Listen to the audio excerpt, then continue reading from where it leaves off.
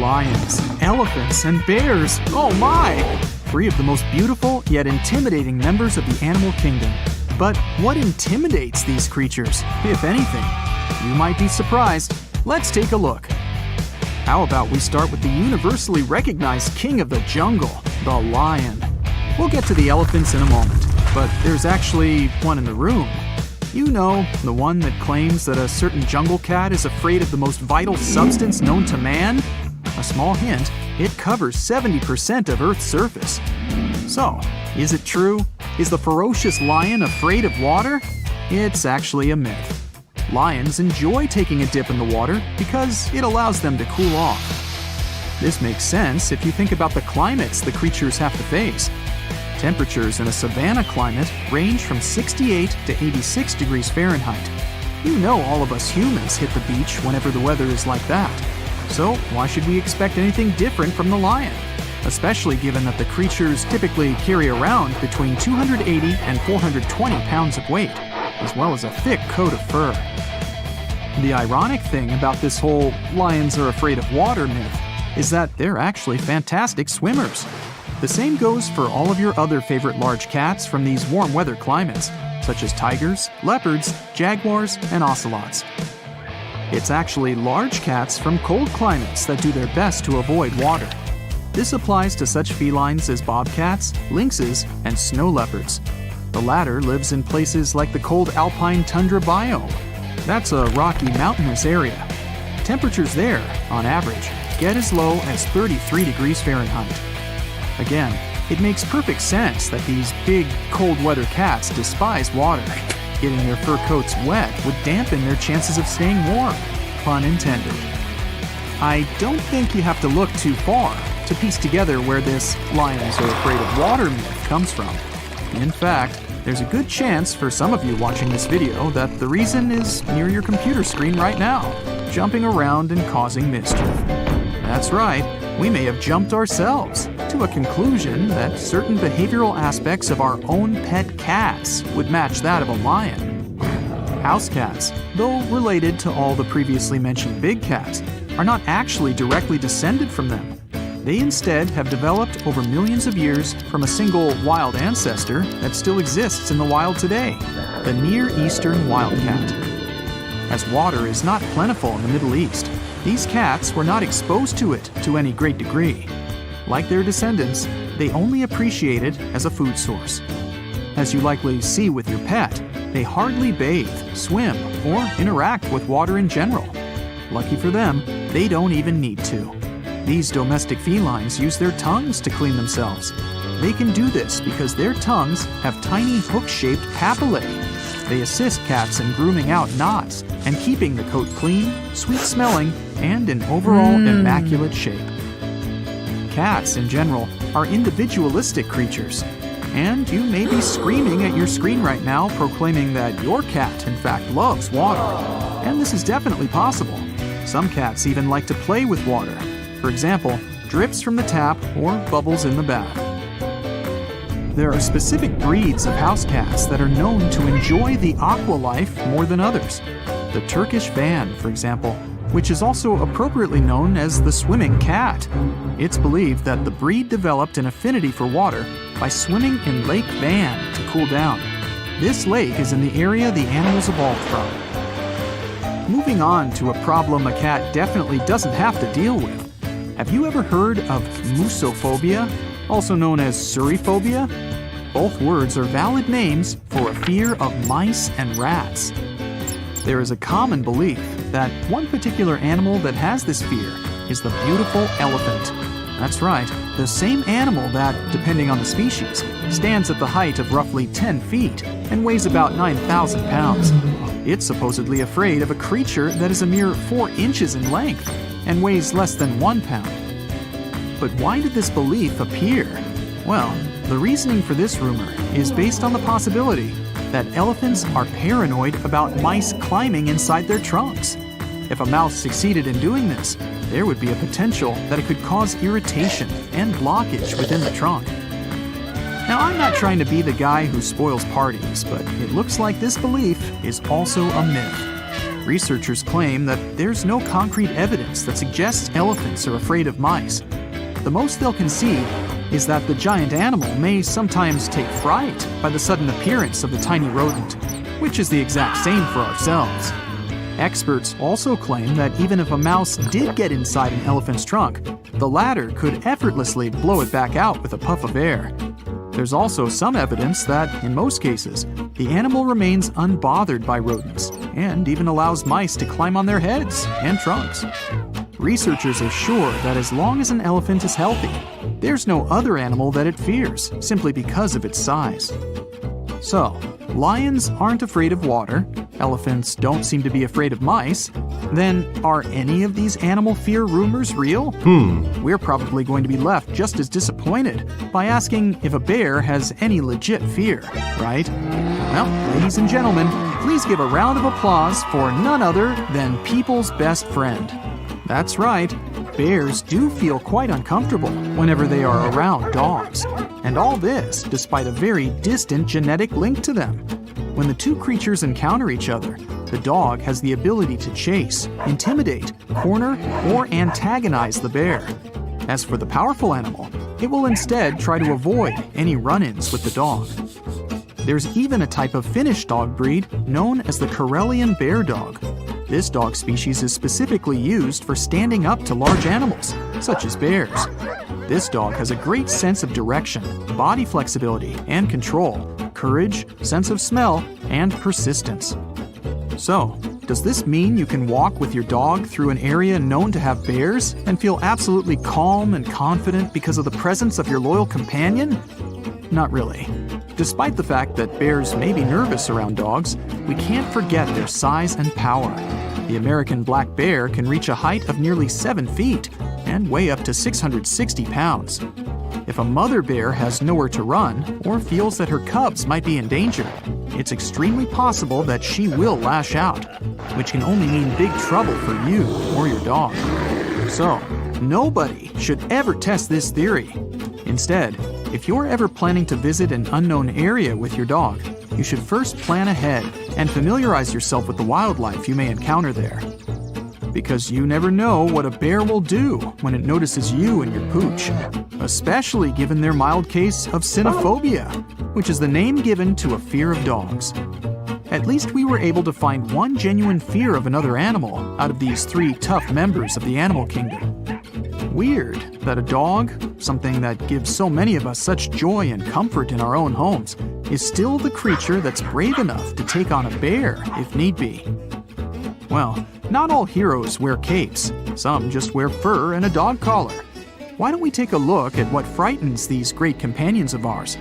Ever wondered why your own dog becomes uncomfortable when it hears loud noises? The degree of fear differs in each dog, but it's the simple unpredictability of thunder and flashing lightning, or loud bangs that accompany firework displays that causes your dog uneasiness. The inability to understand what's causing this deafening noise may cause your dog to tremble, tuck its tail between its legs, or even run away from home. Another thing that can really frighten our loyal pets is when we leave them all alone by themselves. This can, unfortunately, lead to being a nightmare for your next-door neighbors, because a common symptom of this fear is excessive barking. This fear may also cause problems closer to home. Ever asked yourself why your dog chewed up your sofa? Housebreaking accidents are typical when a dog has separation anxiety. You can't stay mad at your dog for long though, right? Your pooch will make it up to you when you guys run into a bear. In the U.S., people experience 250,000 human bites, 400,000 cat bites, and 4.5 million dog bites each year. Yes, adorable animals can still attack you unexpectedly. Let's take a look at the cutest and fiercest examples. Forget about these viral videos of people hugging pandas. These cuddly-looking cuties can be surprisingly dangerous. Despite cartoonish looks, they're still wild and they will attack a human when they feel threatened. Even a snow leopard is scared to mess with an adult panda. So, if you ever meet this animal in person, keep a healthy distance, especially if it has cubs. Pandas switched from omnivorous to a vegetarian diet a couple of million years ago. But they still have these carnivorous teeth and retractable claws in their paws that can easily cut your skin. Today, scientists speculate that pandas' strict bamboo diet may be contributing to their extinction. So, it makes sense to plant some more bamboo to prevent these fluffy monsters from returning to their carnivorous habits, huh? But let's say you're hiking in the woods in China, and suddenly a ferocious panda jumps out of nowhere. First of all, make sure to carry bear spray and be ready to use it. You can pretend you're not alive, especially if the panda is too big to fight with. Don't rush to run away, though. Instead, try talking to the animal while backing away slowly. If a panda follows you while you're hiking, make loud noises along the trail to scare it away. The smell of food can attract pandas, as well as snow leopards, so avoid cooking if you know you're being stalked. And speaking of deceptive fluff balls, koalas and wombats can't be trusted either. These Australian animals are closest relatives, so they share some common traits. Koalas are territorial creatures, and they don't hesitate to use their sharp claws and teeth to prove it. If a koala starts biting you, it won't let go easily. You'll have to pull it away. So it would be wise to wear long trousers and a jacket to provide additional protection to your skin. Also, make sure to protect your pets, because koalas definitely won't do that. Now, don't be tricked by those cuddly videos of people with koalas, too. These are zoo animals that have gone through a long bonding journey before becoming human-friendly. If you ever come across these creatures in the wild, don't try to take a selfie and avoid triggering them with loud noises. Although koalas are known for sleeping 22 hours a day, it doesn't mean you can't trigger them. Koalas tend to get more alarmed when they detect strangers within a 16-foot radius. By the way, spraying urine on enemies is one of the koala's favorite defense mechanisms. The majority of koalas in the wild can spread unpleasant conditions, so that's another huge reason to stay away from them. Now, wombats may look like innocent, friendly hamsters, but these nocturnal marsupials are known for attacking people, dogs, and even wild dingoes. Yep, they bit several people so badly that they needed hospitalization. So, the safety rules are the same as with koalas. No hugs, no selfies. By the way, if you dare to run away from a wombat, keep in mind it can run up to 25 miles per hour. What about you? Now, take swans. When it comes to personal boundaries, these fancy birds can show some sinister traits too. Swans can defend their mates and nests very aggressively, which includes biting and even taking your life. Their nesting season between April and June is especially dangerous. So, if you're swimming or even walking near a body of water in spring and you spot a sneaky swan coming your way, make sure to keep a respectful distance. You don't want to try to touch or feed them. Don't do anything that can provoke the birds. And heaven forbid you to approach their nests. Beware of the mute swan. It's one of the biggest hooligans in the bird world. These guys are less vocal compared to other swan species, so they can skip warning shouts and simply attack you in total silence. If it happens, don't rush to run away. Instead, try to stay calm, keep on facing the swan, and slowly back away. Using a barrier, such as a fence or a tree, can be helpful too. You can also trick the swan into believing that you're a bigger bird. Just show them an open umbrella or a wide piece of clothing that imitates wings, if you happen to have it handy. Sometimes you can come across a swan that looks like it needs your help. Even if it breaks your heart, safety rules don't recommend trying to save the bird on your own. That's because the swan may perceive your help as a threat. Instead, you should notify local wildlife authorities, and they'll take proper care of the animal. There are many stories of dolphins saving people and being cute and playful, but their games can be surprisingly dangerous, especially in the wild. Even sharks can lose their lives if they mess with the wrong willy. Swimming with these smiley creatures is riskier than you might think. Dolphins can start pushing you with their powerful noses and bodies. In some cases, they can pull you underwater and bite you with their sharp teeth. Unfortunately, not everyone survives such an encounter. So, how do you tell a good dolphin from a sinister one? Well, first of all, if the dolphin is wild, never attempt to feed, pet, or play with it. If you see them flapping their jaws, chasing, slapping their tails in the water, or even releasing clouds of bubbles from their blowholes, take this as a sign of aggression.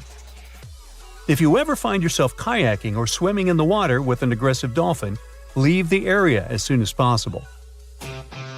Want to see one of the most poisonous creatures on Earth? Well, here you go. It's hard to resist putting this colorful guy on your palm to take a cute picture. But this could be your last photo shoot. The 2-inch-long golden poison dart frog has enough venom to take the lives of 10 healthy adult men. This toxin is meant to attack the predator's nervous system and cause muscle contractions, respiratory paralysis, and even worse. Unlike snakes and scorpions, dart frogs don't need to bite to transfer their venom. They excrete it through their skin glands. So if you ever happen to touch this cutie by mistake, don't rub your eyes and wash your hands immediately. The toxin has to get into your bloodstream to affect you. So if you have any cuts on your skin, it makes sense to go to the hospital as soon as possible. Keep in mind that dart frog's skin tends to poison everything it touches, and the toxin can remain on those objects for up to a year. Aw, look at this cute Shrek-eyed toy. Wait a second, it's alive! Huh. Say hello to one of the few venomous mammals on the planet, the slow loris. It's no wonder that this furry creature is the star of the shadow pet market, but you should read the directions before purchasing it, since a refund is unlikely to be possible. You may have seen this animal raising its hands as if surrendering to the police. You wish. Slow loris has a toxin released from its bronchial gland on the sides of its elbows. This innocent-looking fluffy takes the venom into its mouth to mix it with its saliva. After that, it can rub its hair with the toxin to scare away its rivals.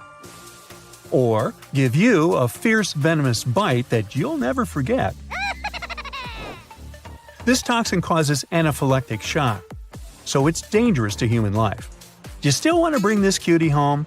Nah, I didn't think so. Now, just because the platypus looks like an ancient Pokémon, it doesn't mean you can let your guard down. Male platypuses have a special tool to fight for mates – hidden sharp spurs on their hind feet. They contain a dose of venom that's fatal to a dog-sized animal. But it doesn't mean you're safe. They can attack humans too. And the sensation caused by the platypus's venom is described as long-lasting intense ache that cannot be relieved with conventional medicines. So, never try to pet this cutie, it's not worth it. There are many more cute but vicious animals on the planet, so remember that looks can be deceiving. And stay safe. You decided to go scuba diving for the first time. The water is clear and the sun is shining on the seabed. You take a few selfies and the fish swimming by when suddenly, the ocean goes pitch black. You look up and, oh my, what is that gigantic animal? It's definitely not a shark, not a whale. Is it a turtle? Yup, but fear not, it's not gonna hurt you. If you had lived on this same Earth about 72 million years ago, then maybe this could have really happened to you. Scientists have recently found the fossils of a gigantic marine turtle that could have grown as big as 12 feet. If you don't have any idea of how big that is, let's see some examples. That's the average length of a hippopotamus, 6 golden retrievers, or 2 Michael Jordans stacked on top of each other. The turtle's scientific name is an homage to that old-school sea monster called Leviathan. Maybe you remember this from old-school history lessons. The Leviathan is supposedly a mythical creature that would swallow entire ships or people that were deemed too greedy by the creature. Can you imagine being swallowed by this humongous sea turtle? No, thank you. The fossils of this gigantic creature began to be excavated between 2016 and 2021, all the way in northeastern Spain. The first fossil was located by a hiker in the Spanish Pyrenees, and it was around 8 inches long. The pelvis of this turtle alone measured around 35 inches. It would definitely be one of the biggest turtles today if it hadn't gone extinct. FYI, the largest living sea turtles today can reach up to 6 feet in length, which is already pretty big. Now, how about a gigantic prehistoric scorpion? I bet most people here are not huge fans of these creatures, especially since they're poisonous, which is why the thought of a 9-foot-long aquatic scorpion might be the stuff of nightmares. Let's just say that if they hadn't gone extinct some 400 million years ago, lakes and rivers would be much more dangerous places for humans today. These gigantic insects were considered to be apex predators in their time, hunting everything from fish to other animals, even of their own kind. Yikes! I got goosebumps just imagining these creatures. Should we thank the asteroid that hit our planet now or later on in this video? Another prehistoric animal that would shock humans if it were still alive is the so-called Megatherium, a gigantic sloth. This huge sloth is believed to have grown up to 20 feet long, and its weight could be up to 8,000 pounds. It was found in the woodlands and grasslands of South America. The creature used to stand on its 2 feet in order to reach leaves on high branches. These giant sloths had huge claws. They helped them climb trees. I gotta say, I feel uncomfortable imagining these elephant-sized sloths climbing trees. Oh, of course, some dinosaurs will make our super-sized creatures list. But before that, here's a fun fact. Did you know some dinosaurs are still alive today? Scientists have proven that birds are classified as theropod dinosaurs. Such infamous creatures as the T-Rex and Velociraptor belonged to this group. I'm sure you've heard these names even before you watched Jurassic Park. The Velociraptor is that scary dino that breaks into the kitchen. Well, they evolved, gained some feathers, and turned into various species of birds we know today. That means that any bird from chickens to those little blue ones is a direct descendant of dinosaurs. Now, does the name Spinosaurus ring a bell? You can see this huge dinosaur in some museums today. Its fossils, I mean. The Spinosaurus was one of the biggest land predators to walk Earth. Actually, to walk its land and water, since scientists believe that this dino was semi-aquatic. It fed mostly on meat, which means humans would be its natural prey if it lived today. This meat-eating dino lived around 90 to 100 million years ago. It was about 60 feet long, 12 feet high, and weighed up to 22 tons. Its head was around the size of 8 bowling balls and was shaped like a crocodile's face. Basically, the Spinosaurus was a big African elephant with the face of a crocodile. Just kidding. But that would look funny though, wouldn't it? A much more attractive dino was this guy. It's considered to be the largest dinosaur that has ever lived on our planet. What made it so big was its extremely long neck and very long tail. You wouldn't want to stand behind this creature, believe me. If it decided to swish its tail, you'd get catapulted very far away. This creature lived around 100 million years ago, and its fossils were first found in Argentina around 2012. The dino measured 120 feet from head to tail, which made it almost as big as an American football field in width.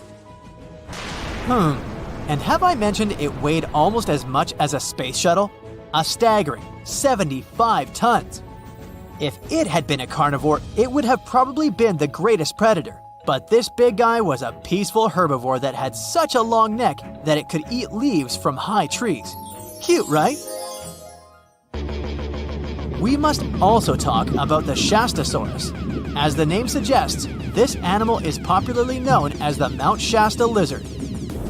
Even though it was a marine reptile and probably never set foot on the mountain itself, this dino was usually around 23 feet long, but there was a specific strand of this species that could get as big as 69 feet long, about the size of the great blue whale. This made it the biggest marine reptile to have ever lived. A fun fact about the Shastasaurus is that scientists believe it didn't even have teeth. which means it could only feed on soft-bodied prey, such as squid, for example. The next animal on our list is the blue whale. Believe it or not, the biggest living animal on Earth actually started small. These days, the average mature blue whale can reach up to 100 feet in length and weigh up to 200 tons. That's more or less the weight of 40 elephants put together, or 30 Tyrannosaurus rexes, or 2,670 average-sized people. Blue whales have to eat up to 50 million calories per day to support that body. That's the equivalent of 30,000 Big Macs, just FYI. But blue whales weren't always this big. They actually evolved from a four-legged mammal that lived on Earth around 48 million years ago. Their ancestor was called Pakicetus, and it was only 6 feet long. Here's a fun fact. To be able to live in the water as one does today, the blue whale had to go through some intense adaptations. A blue whale can replace up to 80 to 90% of oxygen in its lungs each time it takes a breath. A human replaces only up to 15% for comparison. It allows these animals to dive for up to 1 hour at a time, down to a staggering depth of 330 feet. Elephants were bound to make the list. Elephants are currently the largest land animals on Earth. They can grow to be about 13 feet tall and weigh up to 7 tons. That's pretty small if we compare it to the other animals that once lived on Earth, right? But if we placed a 6-foot-tall human next to an elephant, we'll see it's not at all that small. African elephants are bigger than their close relatives, Asian elephants, and they have a similar lifespan to humans, up to 70 years. Pokemon might have made us collectively wish that salamanders were real-life dragons, although they're not. They can still be pretty cool, though. There's a giant species of salamander that is known to be the largest living amphibian. They can grow to be as long as a regular-sized human, reaching up to 6 feet. I bet that wouldn't be a pleasant underwater encounter. There are sharks that glow in the dark. For example, swell sharks. They live in the dark ocean depths, almost 1,700 feet under the surface. No one knows why exactly, but they emit a fluorescent glow only other swell sharks can see. Scientists detected the glow because they used filters that blocked out yellow light. They think that could be the way for these big fish to communicate with their buddies. This glow helps sharks fight infections on a microbial level. Cowbirds have secret passwords they use to recognize each other. They're a specific type of parasite bird since they lay their eggs in other bird species' nests. The young cowbirds have an inner mechanism where they recognize their species singing, like some sort of secret password only they know. That's how they manage to find others of their kind. A grizzly bear has an incredibly strong bite. It may look cute, but if you're close to this big guy, you better stay out of reach of its sharp claws and especially its mouth. Its bite force is more than 8 million pascals, which means it can crush a bowling ball. Some animals have skin-deep stripes, and others have more superficial ones. Tigers are in the first group. Not only is their fur striped, but their skin is as well. It's the same with some other furry big cats, like snow leopards. Giraffes and zebras are in the second group, since they have patterns only on their coats. Speaking of zebras, do you think they're black with white stripes or white with black stripes? At first, it really looks like the second option is correct. Their black stripes mostly end towards the inside of their legs and on their bellies, and the rest of it is white.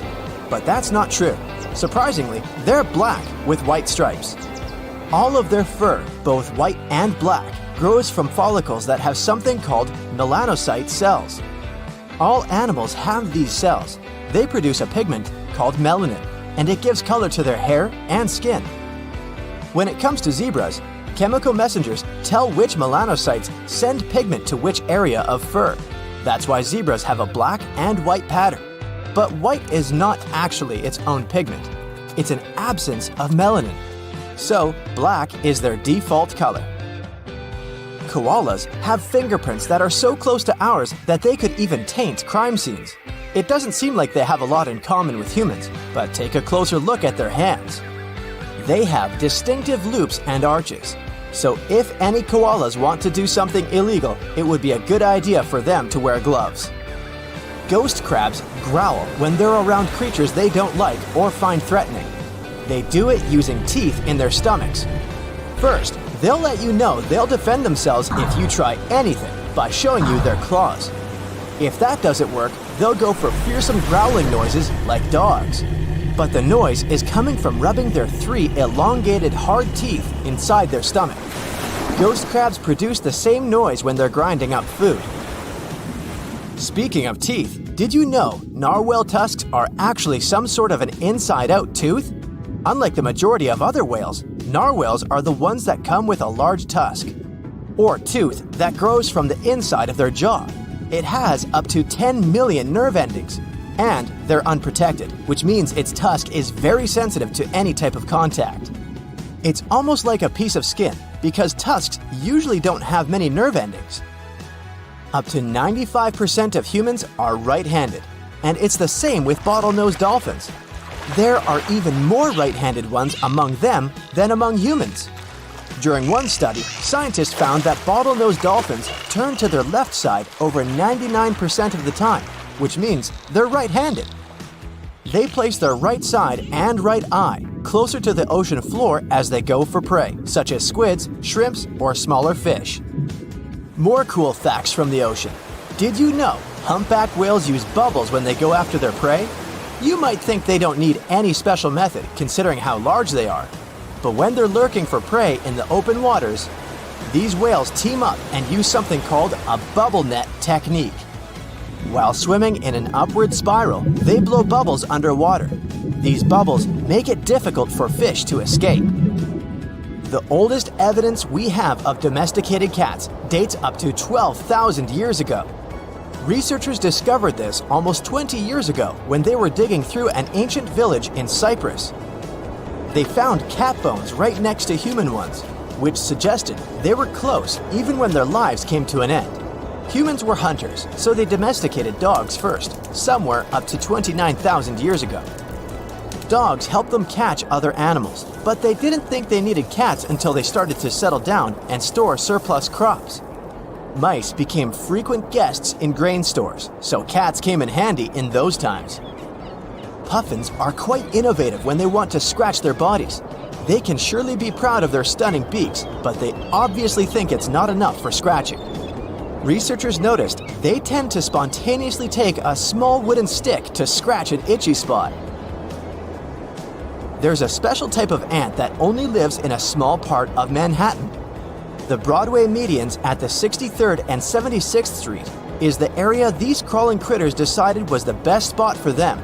The Manhattan ant looks like it's from Europe, but no European species can actually match it. Hey Potterheads, can you believe there's a thing like chocolate frog? Well, not quite, but it looks like it.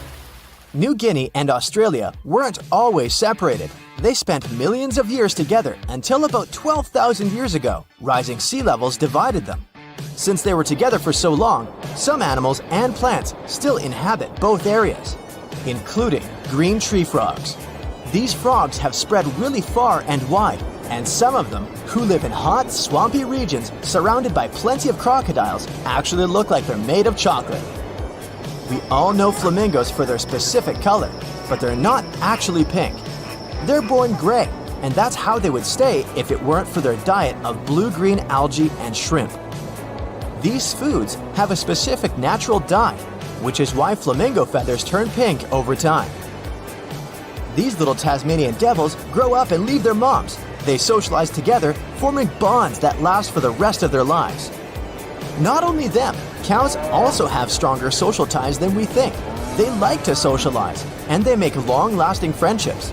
One research even discovered their heart rates significantly increase as a sign of stress when they're separated from their BFFs.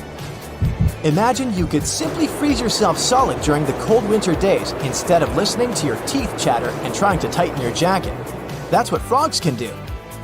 Aquatic frogs mostly hibernate underwater and spend most of the winter at the bottom of a pond, lake, or some other body of water. Toads and frogs are generally cold-blooded, which means the temperature of their body takes on the temperature of their surroundings.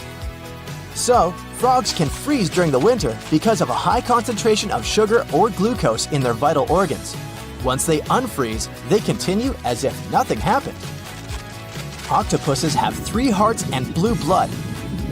They can move at speeds of 25 miles per hour, and they spray ink that not only blurs the predator's visual field, but actually harms them. Also, they have 9 brains, the central one and 8 smaller brains located in their arms. That's why their arms can open a shellfish while the central brain is busy doing something else. An octopus even tastes with its arms. They have cells in their suckers that enable the arms to touch and taste in a way that they detect chemicals marine creatures produce. That way, an octopus can distinguish prey from rocks. Well, meet the tiny terrors of our world. Fire ants. When they sting, they inject venom that can cause serious trouble. For most people, it's just a fiery sensation in raised bumps. But for others, especially those who are allergic to it, it's life-threatening. These ants set up their camps right under your feet. They're quick to swarm and are fiercely protective of their colonies. They show no mercy to intruders. Their stings are rated about 1.2 on the Schmidt Insect Sting Index, where 4 is the maximum. It feels like a sudden jolt, but the sensations are less burning than when a bee stings you. They originated in tropical regions like Central and South America. But now you can find them even in some temperate zones like North America. In their colonies, fire ants have a strict hierarchy: a queen, winged males and females, and different types of workers. They communicate through chemicals and sounds. The most famous member of this genus is the red imported fire ant. They've come from South America and invaded the southern U.S. They build large mounds, making farming difficult and damaging crops. It's almost impossible to control them. And on top of that, there's now the rise of another invasive species, the tawny crazy ant. This one poses a threat to native ecosystems. Turns out ants can be dangerously unfriendly. Colorful blister beetles are among the 10 most dangerous insects in the world. Luckily, they're not lethal to humans unless they go for you in a big pack. However, they pose a serious threat to large animals such as horses. Blister beetles produce a toxin called cantharidin, which causes skin blistering in humans. In the past, people believed it could treat warts and even rabies, and some even used it in love potions. However, it's a risky game. In the 1950s, a man was jailed for giving cantharidin-laced candies to 2 women, resulting in a tragic outcome. These beetles are not to be messed with. Handling them or ingesting them is very dangerous. They're attracted to alfalfa and hay. If a horse eats either of those, even a few beetles can release enough cantharidin to end it. This cute caterpillar from South America is called Linomia obliqua, and it's the most dangerous caterpillar on Earth. It's responsible for several fatalities due to its potent venom. It's the larval stage of the giant silkworm moth. When it grows up, it becomes a beautiful and harmless silkworm. But if you see them as youngsters, it's better to stay away. Its toxicity stems from venom-injecting bristles. They serve as a defense mechanism against predators. The poison messes up how your blood clots and can cause really bad symptoms like burning feelings, throwing up, kidney problems, and sometimes even lethal outcomes. A single bite probably won't lead to anything horrifying. It delivers only a tiny amount of venom. But these caterpillars tend to congregate, and they're quite good at camouflage. This increases the risk of multiple stings. Locusts themselves aren't dangerous to humans. They're ordinary, loud grasshoppers. But they're infamous for their swarming behavior. These swarms often happen when there's a dry period with no rain, and then suddenly a lot of rain falls and plants start growing fast. Once it begins, it's nearly impossible to stop. They can become a destructive force within minutes. Throughout history, locust plagues have been devastating, wreaking havoc on crops and farmland. What's interesting is that the term locust can mean different things depending on where you're from. In some places, we're talking about cicadas, which are also known for their loud sounds. But true locusts are ancient creatures, relatively unchanged since the Triassic era. They're among the oldest insects on Earth. Wasps, hornets, and even bees can be extremely dangerous, especially to those allergic to their stings. The Asian giant hornet is the largest of the wasps. It can reach up to 2 inches in size. It packs a powerful venom that can cause serious discomfort and even spray into people's eyes. There's an even more venomous species in the Philippines called Vespa luctuosa, not to be confused with Expecto Patronum. Any Harry Potter fans? Anyway, fatalities because of wasps or bees are rare but not unheard of. In the UK, about 10 people pass away each year from bee or wasp sting reactions. Always stay cautious. All these insects are very territorial and will fiercely defend their hives. When provoked, they signal danger to nearby bees and instigate a mass defense effort. If you need to handle them, it's best to call professionals. A flea is tiny and humble, but it left a colossal impact on human history and health. They're not just annoying pests, they're notorious carriers of various human conditions and are responsible for some of the worst outbreaks in history. Back in the 14th century, I forget where I was, but the bubonic plague wiped out over 25 million people in Europe, and fleas were a big part of spreading it. Fleas spend their lives searching for warm-blooded hosts to feed on, whether it's reptiles, mammals, pets, or humans. Despite their tiny size and absence of wings, they make up for it with impressive jumping abilities. They can leap 6 feet and jump over 1,200 feet in the air. A flea bite might seem like a minor annoyance, causing itching and inflammation, but a lot of them can lead to anemia in their hosts. Of course, the most dangerous part about them is the viruses, bacteria, and worms they transmit. Kissing bugs mostly live in both Americas, with smaller populations in Africa and Asia. Despite the friendly name, they're great at passing on bacteria, viruses, and parasites. One of the parasites they carry is Trypanosoma cruzi. It's the culprit behind illnesses that affect millions globally and claim thousands of lives each year. What's interesting is that symptoms don't often appear until 10 or 30 years after being bitten. They typically manifest as heart failure, digestive issues, or nervous system problems. They don't actually kiss you, they suck on you and are attracted to their prey by breath. If you breathe through your mouth, you're a target. They're messy biters, often biting chaotically and almost uncontrollably, which only adds to their unsettling nature. Many have heard of the tsetse fly, an unusual and scary insect from tropical Africa. These flies are carriers of one of the most devastating human diseases, sleeping sickness. Similar to the kissing bug, the tsetse fly transmits trypanosomes, the parasites that cause sleeping sickness. They acquire this parasite from an infected host or from within the fly's own body. Sleeping sickness doesn't strike immediately. After a bite, it takes 1 to 3 weeks for symptoms to appear: fever, headaches, joint pains, and itchiness. As the illness progresses, it can invade the nervous system, leading to confusion, insomnia, and loss of balance. Without treatment, it can result in a coma and then a fatal outcome. Luckily, sleeping sickness can be treated, and the number of losses is declining. The tsetse fly holds historical significance too. Its presence has hindered European colonial expansion in Africa. And the crown of the most dangerous insect in the world goes to the mosquito. It's no surprise why. Despite their small size, they wield a massive impact.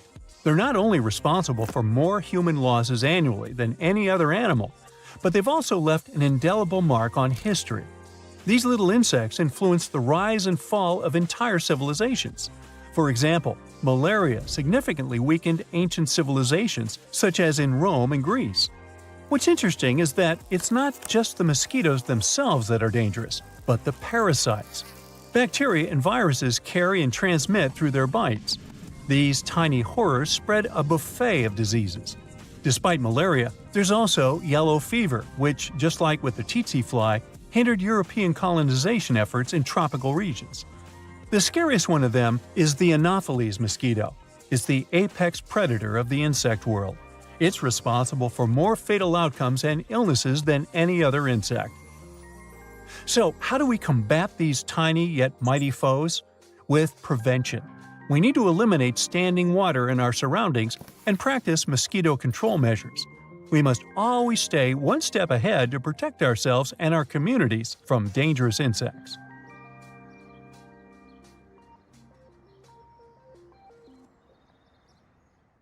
So, the most famous survival rule when it comes to encounters with bears is to stay still and pretend you aren't a living thing. But this rule won't work with all bears, only with grizzlies and brown ones. If you're in North America, you'll find those in Alaska, Washington, Montana, Idaho, and Wyoming. Black bears, the ones you need to run away from, live in a larger territory. You can find them in 40 states, much of Canada, and even part of northern Mexico. So, if you're hiking in Yellowstone, you could run into either a black bear or a grizzly. But let's say you're in California. The bear you accidentally meet is most likely a black one. And no, you can't just tell the difference by the color of its fur. Black bears can be black, brown, cinnamon, blonde, blue-gray, or even white.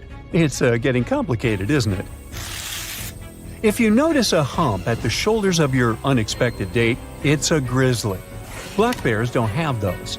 A grizzly will also have a dished face, round ears, and long, light-colored claws. A black bear has a straight dog-like muzzle, pointed ears, and dark claws. We'll have a quiz on this later. Maybe. So, if you're sure it's a grizzly or a brown bear, lie down. Take a fetal position, tuck your knees to your chest, and cover your head to show the bear you won't hurt them. These big guys mostly attack if they feel there's a threat to them. You can never outrun them, so don't even try. If they see you're a harmless little human, in 99% of cases, the bear will pass by. Wait for 2 or 3 minutes until you can't hear the bear anywhere near. It might hang out in the area to make sure you didn't stand up, and if you did, get into attack mode. If you pack well for emergencies and have bear spray on you, take off the safety clip when the bear is around 60 feet away and spray the bear. Aim slightly below its face. It's more effective than just assuming the fetal position. When the bear leaves, run away for safety in the opposite direction from the predator. Got all that? Good. If you're dealing with a black bear, it won't stop if it sees you in a fetal position on the ground. If you don't have bear spray on you and the bear is clearly interested in you, show it who's boss. Throw rocks or your stuff at it. Shout, "Hey bear!" loudly. Clap, make yourself look bigger by raising your arms and jacket. Climb on a rock or a stump. Do whatever it takes to scare it. Black bears are a lot like those bad guys at school who want to steal your lunch. They'll often give up if they see you can stand up for yourself. If the bear gets dangerously close to you, hit it in the eyes or nose and try to shock or stun it to make your unwanted hiking partner flee in fear. If the bear, no matter which type, is just sitting in the distance and staring at you, try to shuffle away super slowly. Move sideways as a slight angle so you don't trip as you backpedal away from this guy. This way, the bear won't think that you're trying to run away and won't be triggered to chase you. Talk calmly to yourself to show the bear that you're a human. Singing also helps. Hey, maybe she'll know the tune. Avoid direct eye contact with the animal and never stand between the cubs and their mother. Don't freak out if the bear stands on its hind legs. It's not an aggressive move. Says right here. In case you ever plan to visit an area populated with polar bears, don't go without a bear deterrent, like a tank. Healthy polar bear males weigh half a ton, stand 8 feet tall on its hind legs, and can chase prey at 25 miles per hour. So don't go out alone.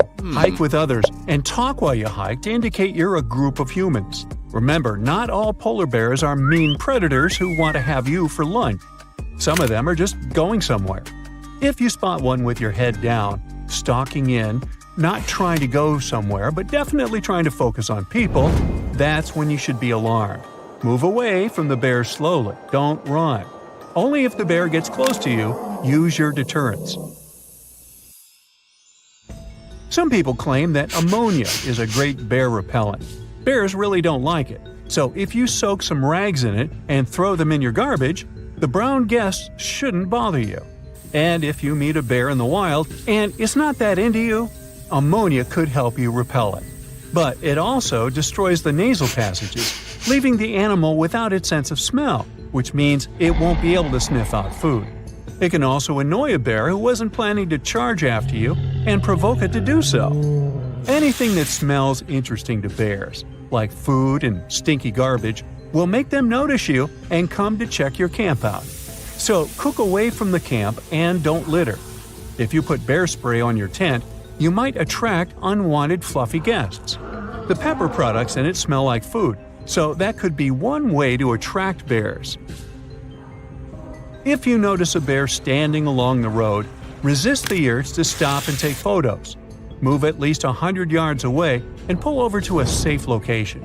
Roadside bears quickly get used to humans and traffic noise, which can become dangerous for their lives. And they're more likely to approach campgrounds and picnic areas in search of human food. People who live close to the wilderness and on the mountains are used to bear visitors and don't fear them. Douglas Harder spotted a mother black bear and her 2 cubs emptying the bird feeder on his second-story deck. Once he returned home after a while and found that a bear had broken into his kitchen through a partially open sliding door. The uninvited guest had scratched up a wall and stolen some junk food before running away. Harder just finished cleaning up after the bear when a cub shoved its face through the cat door. Its photos went viral online. Then there's Kristen Jones. She was visiting her parents in North Carolina and decided to do some yoga on the bank of a nearby lake. She was using earbuds and didn't hear the bear approach her from the back. Suddenly, she felt someone sniffing and licking her neck. She thought it was her neighbor's dog and stretched her arm to pet it, and that scared away the animal. Kristen managed to snap a couple of photos of the bear moving away, although no one believed the licking story. She remembers this as the scariest moment of her life and hopes it will never repeat. As for the bear, he was most likely spotted in the area looking for food in trash cans and on other people's decks. Scientists who observe polar bears note how incredibly smart these animals are. Members of Polar Bears International have captured hundreds of photos to better study these animals. Before they started using a special cage, they would take photos using a camera that was on the end of a long pole that would be lowered from a height. One day, the camera's flash went off right in front of a bear's face. He didn't appreciate the paparazzi move, but instead of ruining the camera, the bear calmly extended one arm. Then, it stretched one claw and touched the lip of the camera's lens. The animal kept the claw inside and wouldn't let go of the camera. The photographer was trying to move the pole, but it was pointless. After 15 minutes, the bear looked up at him and finally let go of the equipment. It looked like it was trying to send a message never to use a flash on it again.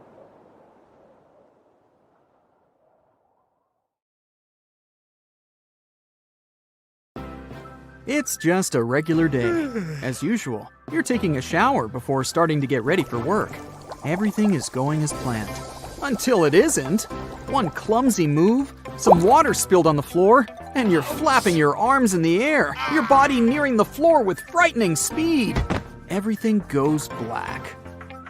First thing you hear is a high-pitched whining in your head. Ouch, your head. Ugh. You carefully get up.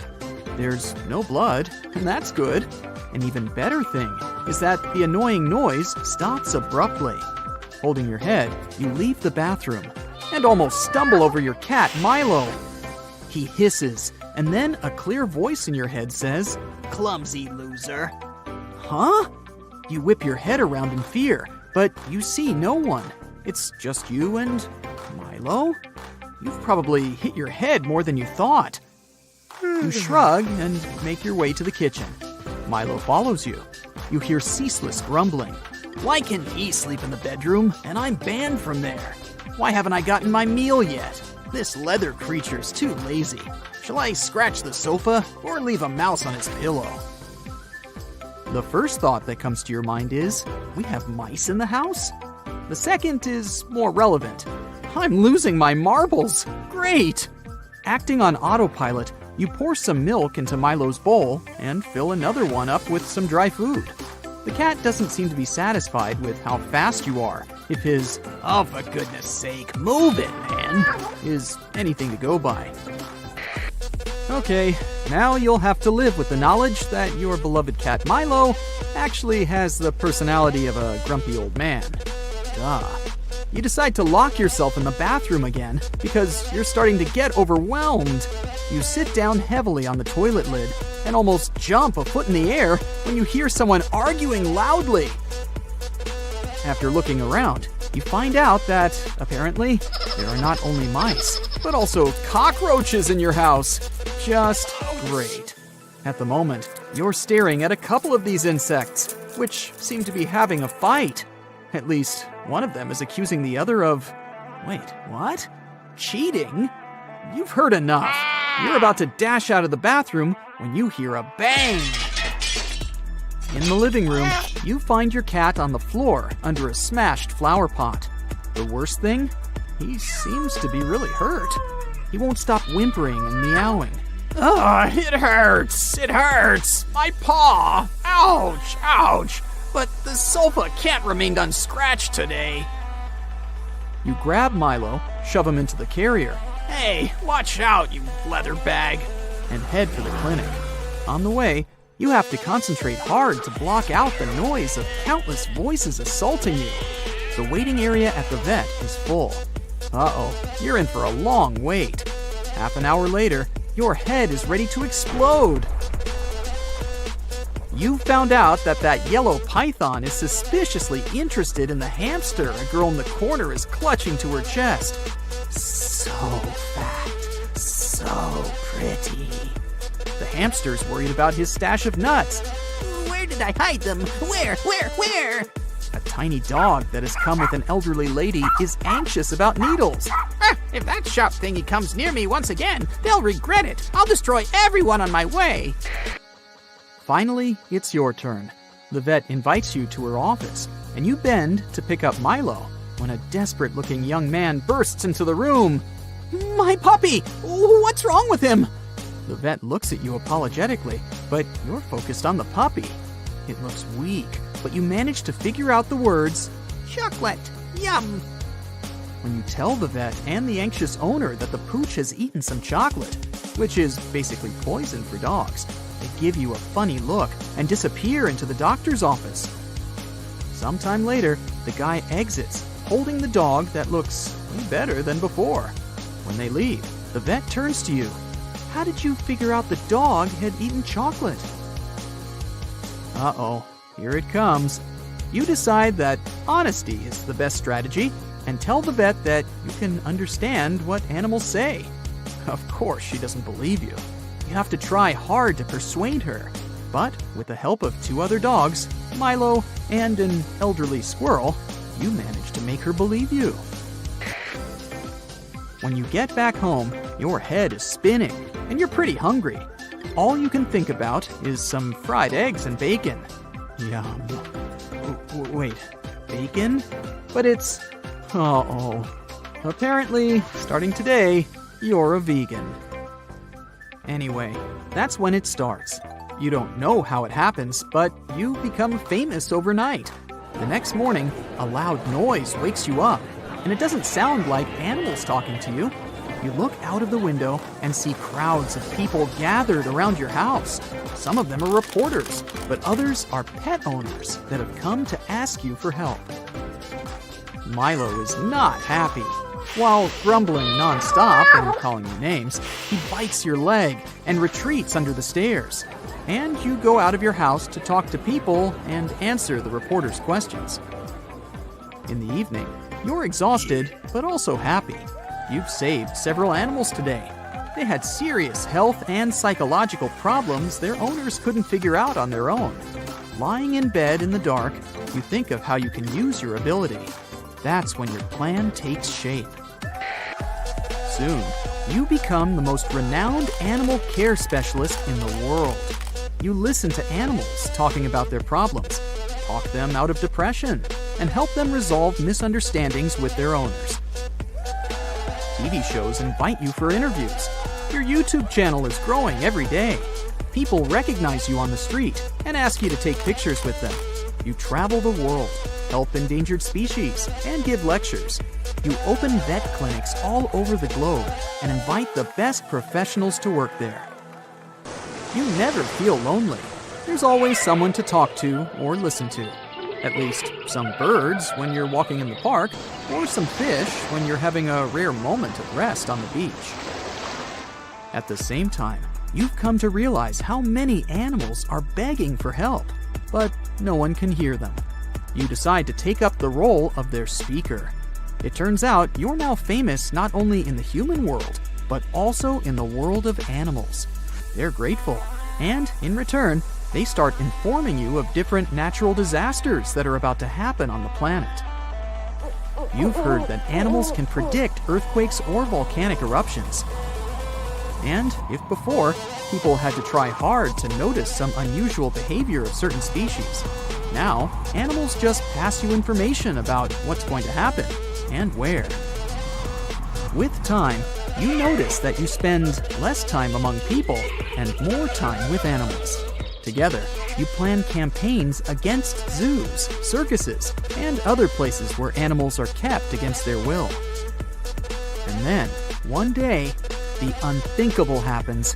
You're returning home when a black van stops next to you. A few big masked guys grab you and push you inside. The doors close behind your back. Inside, you find out that several influential people aren't happy with your activity. You realize that this trip isn't going to end well. The guys blindfold you and lead you somewhere, but at one moment, you lose your footing and hit your head on something hard. You open your eyes. Milo is standing over you, looking at your lying body rather indifferently. And then, the most terrible thing happens. He meows what sounds like a whole sentence, turns away, and walks out of the bathroom. And you don't understand a meow of what he's saying. Was it all just a dream? Lions, dogs, cats, all these mammals sleep in pretty comfortable positions. But not whales. They look like giant floating loaves of bread, which is a scene one diver accidentally came across in the Caribbean Sea. 6 whales were just standing upright with their tails pointed down at a depth of about 65 feet below the surface. Scientists discovered that when sperm whales take a nap, they stay in this position for 10 to 15 minutes. They don't move or breathe. But these creatures spend only 7% of their time asleep, far less than other mammals. Usually, they either rest peacefully in the water or relax, slowly swimming next to other marine animals. When they're moving and sleeping at the same time, they're actually taking a nap. These animals can't go too deep and need to stay close to the surface. Great white sharks sleep and hunt at greater depths, which means one less thing to worry about when taking a quick nap. Plus, it gets pretty cold the deeper you go, and whales need warmer environments that can help them maintain the temperature of their large bodies. When alone, dolphins enter a stage of deep sleep. It usually happens at night and lasts for only a few hours at a time. While sleeping, the animal floats at the surface. It shuts down half of its brain, I can relate, together with the opposite eye. The other half is at a low alert level, awake and ready to react if some unwanted visitor comes closer. The part of the brain that is awake also sends signals when it's time to go up to the surface to take a breath of fresh air. Marine mammals have the blowhole. That's a flap of skin they can open and close whenever they want. People breathe automatically. Your body knows what it needs to do even when you're sleeping. But whales and dolphins have a voluntary breathing system. It means they need to consciously go to the surface to get some air. And one part of their brain needs to always be awake to inform the animal it's time to go up. Whales and dolphins can hold their breath way longer than other species. They also have a higher tolerance for carbon dioxide and can take in more air. Their red blood cells store more oxygen too. Whales and dolphins' blood goes only to those body parts that really need oxygen. If a whale only uses its brain, heart, fins, and some other muscles needed for swimming at the moment, those will also be the only body parts that will get the oxygen. Digestion or other functions can wait. The ocean is not a place where you can relax and peacefully fall asleep. While sleeping, fish reduce their activity. Their metabolism becomes slow. Some of them keep floating in the same spot. Others find a safer place among corals or in the mud. Early in life, dolphins learn to make a unique whistle that helps others from their pod to identify them. That means these specific whistles are their names, and dolphins do respond to them. Clams have feet. It looks like a large tongue that sometimes protrudes from the shell, but that's actually the foot, and it's relatively long compared to the length of the animal. Clams use this limb to dig themselves in the sand. The blue whale is the largest living animal, and it's also larger than the majority of dinosaurs used to be. They can grow to more than 100 feet long and have a weight of almost 200 tons. That's like 50 adult elephants. A blue whale's tongue alone can weigh more than one elephant. Such a giant surely needs to eat a lot, 500,000 calories in just one mouthful. The blue whale's heart is the size of a small car and weighs 1,300 pounds. To move the blood through such a giant body, the heartbeats are so strong you can hear them even from 2 miles away. The heart of a whale beats only 8 to 10 times per minute. The whale is one of the loudest creatures out there. Its call can go up to 180 decibels, which is as loud as a jet plane. Almost 95% of jellyfish's body is made of water. For comparison, the human body is 60% water. It's probably not a surprise since jellyfish don't have a heart, blood, eyes, or brain. The other 5% of their body weight is proteins, muscles, and nerve cells. Jellyfish have been around for more than 500 million years. This makes them older than dinosaurs. These creatures haven't changed much, and today's jellyfish are pretty much like their ancestors. These creatures live in the ocean, but in 1991, more than 2,000 jellyfish polyps were taken into space. Scientists wanted to see how they would react in the environment with no gravity. The jellyfish reproduced and created 60,000 new polyps, but unfortunately, those couldn't function normally after getting back to Earth. One species of jellyfish can literally live forever. As it grows older, the critter goes down to the seafloor to become a polyp again, and that polyp turns into a new jellyfish with the same genetics. Greenland sharks can live 500 years. This is an animal with almost the longest lifespan among vertebrates. Sperm whales are sociable creatures. They spend their life surrounded by their family. These animals support one another and have close friends they remember well, even if they don't see each other for a long time. Electric eels have small eyes that are not so effective in environments with no light, so they mostly rely on their electric organs.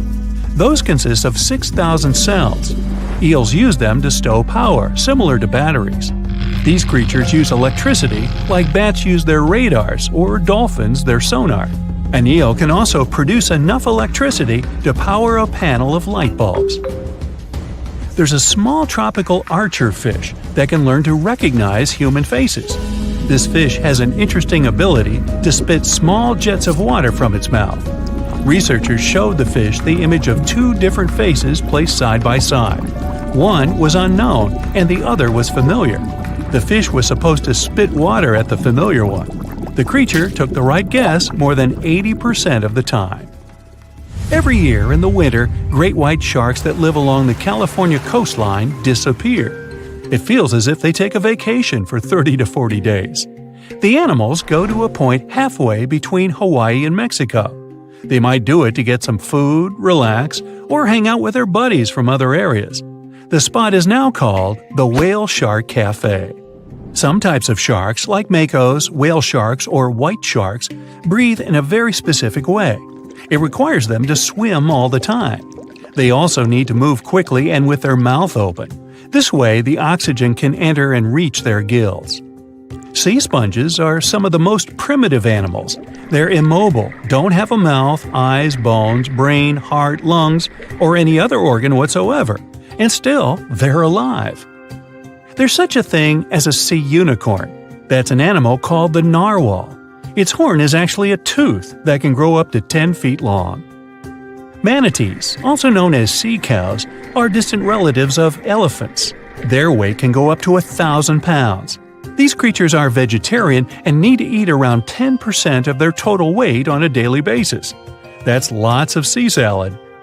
In some cases, manatees share space with alligators, but they get along pretty well. You can even find a photo from Florida where an alligator rides a manatee's back. Frogfish have special fins that help these creatures walk along the sand. They're very useful in shallow waters. A ghost pipefish is hard to see, but once you spot it, you're bound to get really surprised. Its head makes up over 40% of its body. Crabs don't feel like wasting time on such formalities as putting foods in their mouth. That's why they taste it with their feet, which is where their taste buds are. Marine iguanas are the only lizards on our planet that like spending time in the ocean, even though they mainly live on land. They're herbivores that feed in shallow waters and swim like snakes. Iguanas use their long claws to hold on to the bottom when they need to graze. Green turtles can cross over 1,400 miles when migrating. They try to find the perfect spot to lay their eggs. Penguins sort of fly when they're underwater, reaching a speed of 25 miles per hour. More than 5 million years ago, I've heard, I wasn't around then, deep-sea worms and humans had a common ancestor. So we still share 70% of our genes with these creatures, and with sea stars, squid, and octopuses. The ocean covers over 70% of our planet, and over 80% of it is unexplored. More than 1 million species live there. But there are not only animals, 3 million shipwrecks are lying all over the ocean floor, hiding mysterious stories. Many of them are yet to be discovered.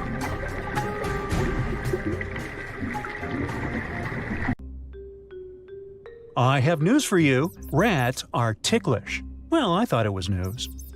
Anyway, they have a so-called laugh center in their midbrain, and it activates when someone tickles the animals or when they engage in some fun and playful activities.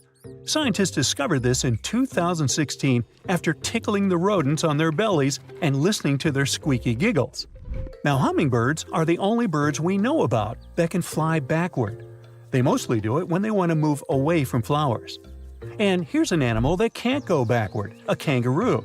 They can hop around and cross great distances, but the structure of their strong rear feet and big tails prevent them from walking backwards. Narwhals are those weird creatures that look like some sort of sea unicorns. That horn on their head is not a tusk. It's a giant tooth that sticks out through the upper lip of male narwhals. This tooth is probably one of the tools that plays a role in attracting ladies. Now, flamingos are not actually pink. They're born gray, but throughout their life, they eat lots of algae and other foods that contain a red-orange pigment we know as beta-carotene, like in carrots. This pigment gets broken down and ends up in their skin and feathers, which is what makes them pink. They need to eat a lot of such food to stay like that, though. If we humans wanted to change our skin color, we wouldn't be able to eat enough food rich in beta-carotene to really turn pink, or in our case, maybe even orange. Sloths are really slow. All the jokes and memes about them are true, but they're also very skilled swimmers, and they move in the water around 3 to 4 times quicker than on land. They can do breaststroke just like people, and it's an important skill for them to have because they're tropical animals that mostly live in jungles, and those areas are often flooded. Tigers are the biggest members of the feline family, even bigger than lions. And no tiger has the same set of stripes. Their coat is actually a camouflage that comes in handy when they need to find a good spot where their prey won't see them. Interestingly, their skin is striped too, not just the coat. Their stripes are as unique as our fingerprints. Now, even though they look kind of funny and innocent, you wouldn't want to bother a platypus. These wild animals are some of the few mammal species that can poison you. They have spurs on the tips of their back feet that can release venom. It's not potent enough to pose a life threat, but the sting can still be very painful and can cause swelling and other issues. When a ladybug needs to defend itself against potential predators, it starts bleeding from its knees. Now, it's not actual blood coming out of its joints. It's a certain chemical that smells bad and, therefore, repels predators. They have another mechanism that helps them survive in the harsh animal kingdom: their specific color. Predators really don't like the combinations of bright colors, such as red, orange, and black, because they know that creatures colored this way can taste awful. Roosters can get extremely noisy in the morning, but they don't go deaf because they don't even hear how loud their crowing can be. What keeps them safe is special built-in noise protection plugs. Hens have the same system that reduces the risk of hearing loss too. Not only do they have this protection, but they can also regrow cochlear hair ears if they get damaged in only a couple of days. Owls don't have eyeballs. They have something that's more like eye tubes, and they can't move them back and forth like we do with our eyeballs, which is why these birds have incredibly flexible necks. They're able to rotate their heads 270 degrees. For comparison, humans can only manage 180. That's why owls have a specific system of blood vessels in their heads. It delivers fresh blood to the brain if the bird turns its head too quickly and cuts off circulation. Just keep swimming. You may remember how Dory the blue tang sang this in Finding Nemo. Dory wasn't a shark, but that's a message some shark species need to take literally. Mako sharks, great whites, whale sharks, and some other kinds need to keep swimming. Otherwise, they'll stop breathing. We use our lungs for breathing, and some sharks use a method called buccal pumping. This means they swim with their mouths open. That way, they allow water to flow through their gills and thus extract oxygen. The most dangerous animal on our planet isn't a bear, a shark, or some toothy tiger. It's something way smaller: the mosquito. Not only is it extremely irritating, but it also transfers serious diseases such as yellow fever, malaria, or dengue fever. Annually, hundreds of thousands of people don't survive the battle with those diseases. Mosquitoes also outnumber every other creature across the globe, apart from termites and ants. Grizzly bears are incredibly strong animals with a bite powerful enough to crush a bowling ball. That's why you won't see them allowed in bowling alleys. Despite that, they're mostly light eaters. They're strong enough to make a meal out of whatever they come across, including a bison, moose, or elk, but they still like to munch on their fruits, nuts, berries, and even a small unfortunate mouse that gets lost and ends up in the predator's mouth. The inland taipan is the most venomous snake on the planet. We know it as the western taipan. It lives in Australia. Just one bite has enough venom to turn out fatal for at least 100 fully grown humans. And it can also do the job within only half an hour if you don't have anything to treat the bite right away. They say these snakes are mostly shy and they mind their own business. But, like other animals, they will attack if they feel threatened or provoked. There's a kind of turtle that can stay alive for months under the ice by breathing through its behind. When it gets colder, some animals can't find safe places to stay, so they must survive harsh winter conditions wherever they are. And while bees get cozy in their nests and bears sleep in caves, painted turtles stay in their ponds that freeze over. Since the ice limits their access to air, they extract oxygen directly from the water and breathe through their behinds. Yes, that would be handy. It's well known that ravens are incredibly intelligent animals. They're excellent at solving problems, but it seems they also have impressive social intelligence. They're very in tune with their feelings as well as the emotions of their mates. If one raven in the group feels pessimistic, it's likely to bring the others down too. A real buzzkill. When they see a bird that doesn't like certain food and expresses it in a very vivid way, they lose interest in their own food as well. The pistol shrimp is one of the loudest animals in the world, even though it's tiny, only about 3/4 of an inch long. When it senses food, it opens its large claw that can grow as long as half its body length and lets some water in. Then it snaps the claw shut extremely fast, which shoots out a very strong jet of bubbles. These bubbles can stun or even finish the prey the shrimp is trying to catch. And when the bubbles pop, it produces a snapping sound, louder than anyone would expect. Crocodiles are even scarier than we thought, because many of them can gallop like horses. They probably inherited this ability from their ancient ancestors, who were as small as cats, had long legs, and could run at speeds of about 11 miles per hour. Smaller crocodiles probably gallop when something's after them, but caimans and alligators obviously don't need to use this skill. It's you who's more likely to gallop away when you see them.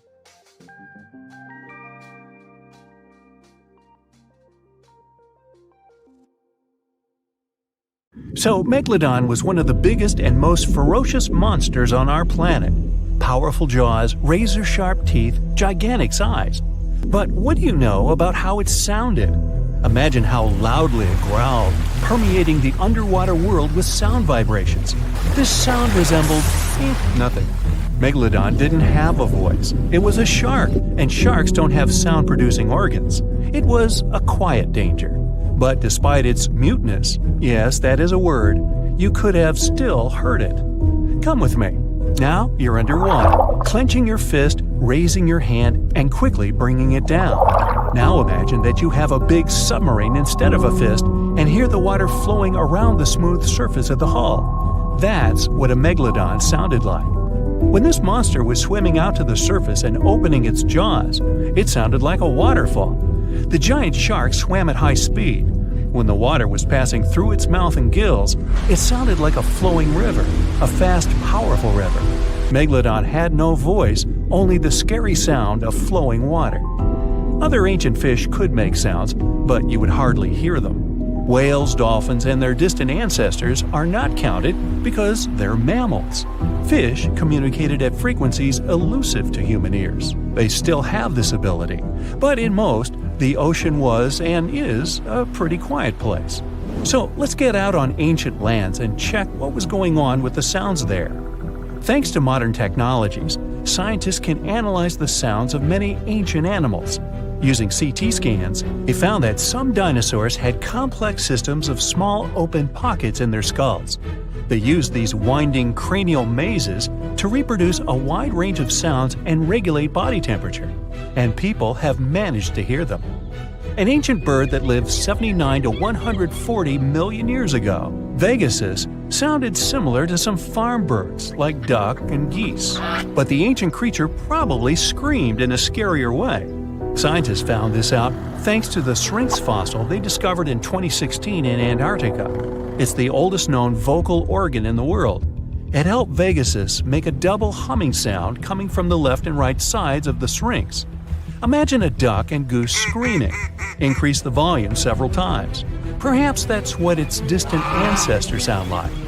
As for other flying reptiles like the pterodactyl, it couldn't scream like Vegasus because it didn't have a syrinx. These winged monsters could growl, hiss, and snap their beaks, and this was their most effective sound. Remember any tall basketball player. The skull of the pterodactyl was slightly longer than their height.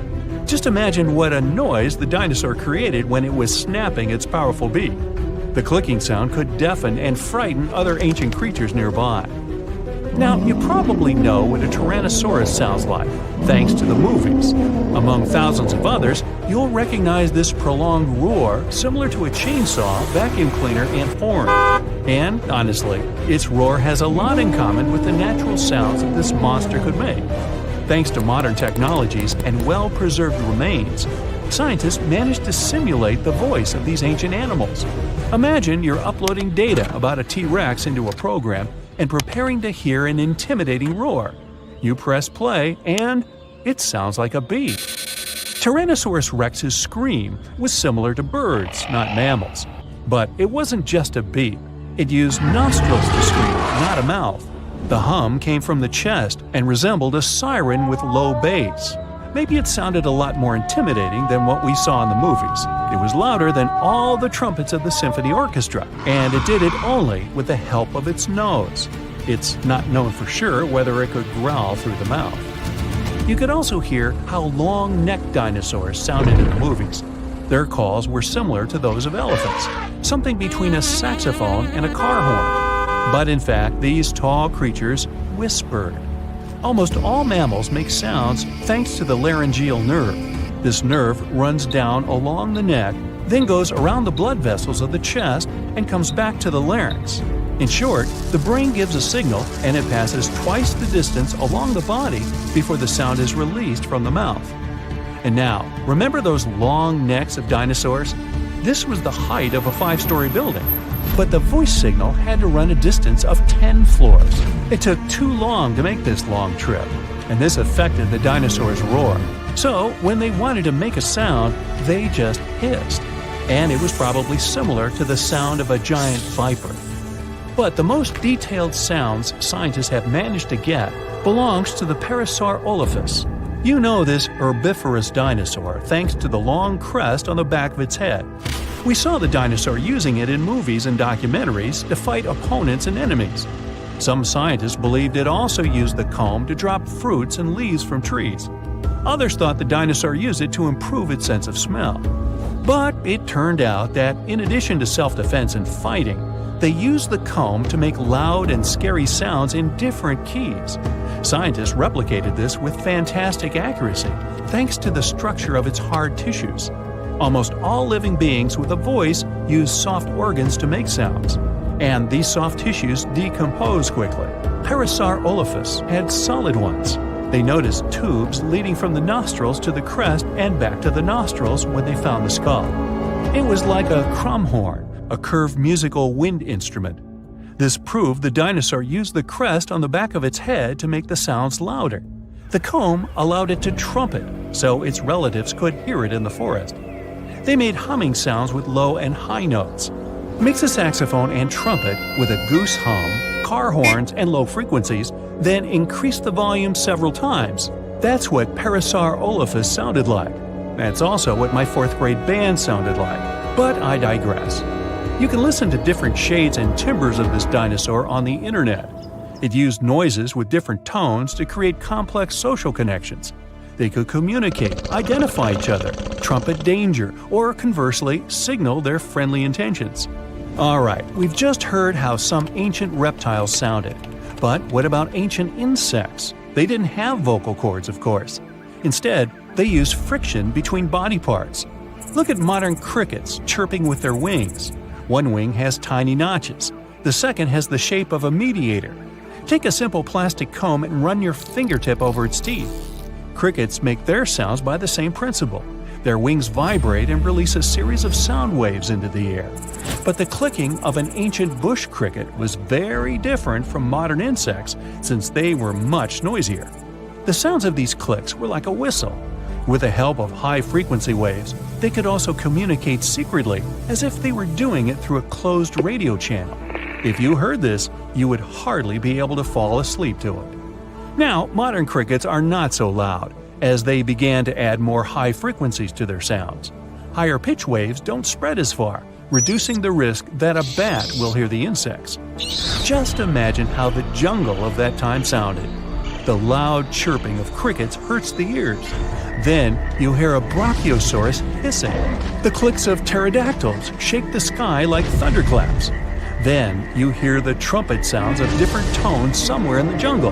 These are Parasaurolophus communicating with each other. And then you get scared by a loud Tyrannosaurus siren. What a racket! You'd probably not find peace in such conditions. Fortunately, humans appeared millions of years later. And, by the way, scientists have managed to find out and understand what our distant ancestors sounded like. They carefully examined the insert function of the mouth, nose, and throat on the Neanderthal skeleton. Their voices were similar to ours, but the phonetic range of an adult Neanderthal was the same as if they were 2 to 3 years old. It was like mumbling without consonant sounds. The study of the skull couldn't recreate precisely the sound of Neanderthals, but in 2007, scientists extracted DNA samples from their bones. They found a variation of the gene that responds to human speech. Scientists believe that Neanderthals fought with Homo sapiens, you know, our family tree. As a result of this conflict, their kind became extinct. But the found gene points they could have had other connections with each other. Perhaps Neanderthals could understand their language and even pronounce some words. Take a look at these animals. There's a deer, a dolphin, a squirrel, and a dinosaur? You've already figured out I'm about to ask you what they all have in common, right? The boring answer is they've all lived on this planet at a certain point in time, blah blah blah, sure. What's even more surprising about their common features is their coloration. On that note, let me tell you about Abbott Thayer and his amazing theories on animal coloration. He was a portrait painter extraordinaire, but he also had a thing for the colors of the natural world. He came up with some pretty cool ideas about how animals can stay hidden from predators or prey, and they're still relevant today. One of his most famous theories is called countershading. Basically, animals are painted by nature so that the parts that get the most light from the sky are the darkest, and vice versa. It's like they're wearing the perfect outfit to match their environment. And let me tell you, this technique is not just for fashion-savvy animals. It's also used by ships to avoid detection. Thayer and his friend even got a patent for it. Thayer also came up with the idea of background blending, which is when an animal or object is painted to match the colors of its surroundings. Think of it as a natural camouflage suit. Thayer didn't stop there, though. He also proposed a theory on something called disruptive or dazzle camouflage. This is when an object is painted with a crazy pattern to make it harder to judge its distance or speed. It's like when you're trying to hit a piñata that's moving all over the place and you can't quite get your timing right. Think about it. If you're a shark swimming beneath the surface of the ocean and you look up, you're going to see the bright sky and the lighter colored ocean surface. If you're a prey animal swimming on the surface, your lighter belly will blend in with the bright sky, while your darker back will blend in with the deeper water. It's not just aquatic animals that use countershading to their advantage. Land animals like deer and rabbits have lighter bellies and darker backs, which helps them blend in with the dappled light of the forest floor. And let's not forget about birds. Many birds have countershading on their feathers, which helps them blend in with the sky when seen from below and the ground when seen from above. Some creatures out there have a way of warning others that they're not to be messed with. Yeah, it's called aposematism, a fancy word for using bright colors or markings to let predators know that they're toxic or just downright unappetizing. Take the skunk, for example. That broad white stripe on its back is like a neon sign that says, "Don't get too close or else you'll regret it." And those yellow-banded poison dart frogs? They're walking billboards for their own poison with their bright and graphic colors, letting everyone know that they're not to be fooled with. Even wasps use the power of bright colors to signal to potential threats that they're packing a sting. And you know those cute little ladybugs? The brighter they are, the more toxic they can be. Who knew that something so adorable could be so deadly? It turns out that white, yellow, red, and black are the most effective warning colors in the animal kingdom. Just like how traffic signs caution drivers, these bright markings are nature's way of saying, "Watch out, buddy!" If you ever come across a critter with some serious bling, just remember, they're not trying to be fashionable.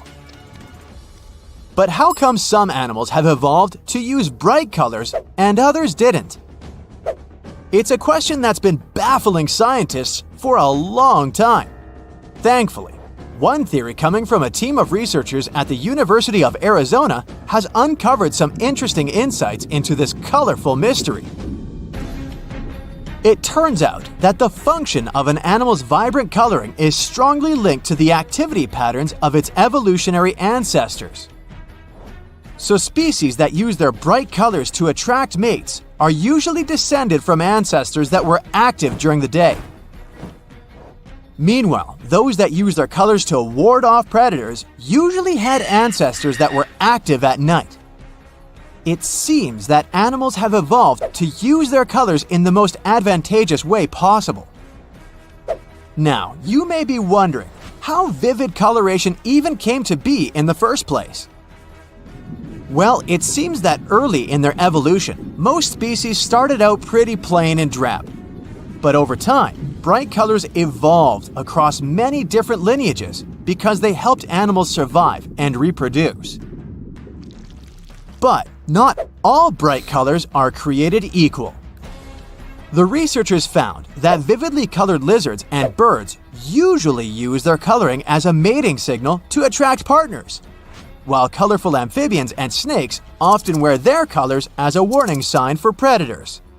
And get this, many of these amphibians and snakes are diurnal now, or active during the day, but their ancestors were actually nocturnal, active at night.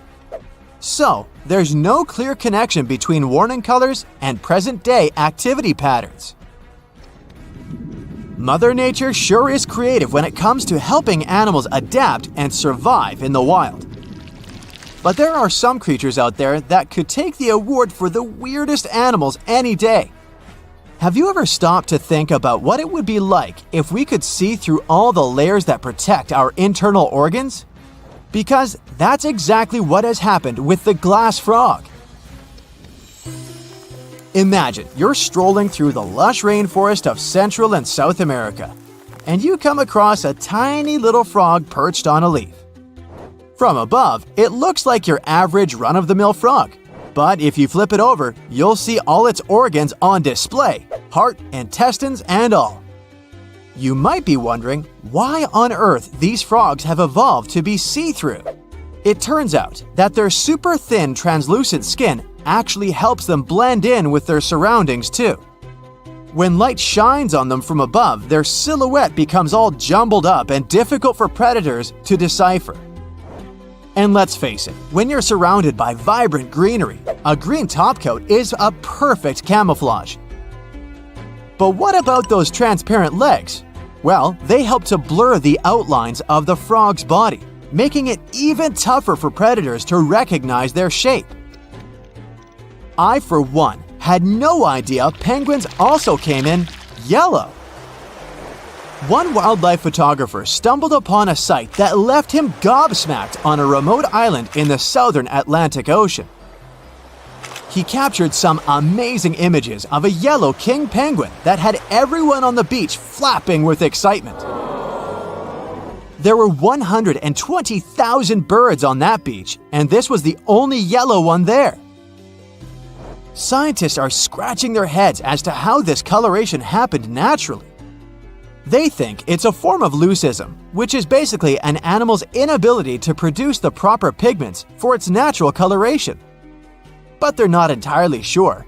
All king penguins produce small amounts of this yellow pigment naturally, but in this particular bird, it seems to be the only pigment the animal could produce. Talk about standing out from the crowd, am I right?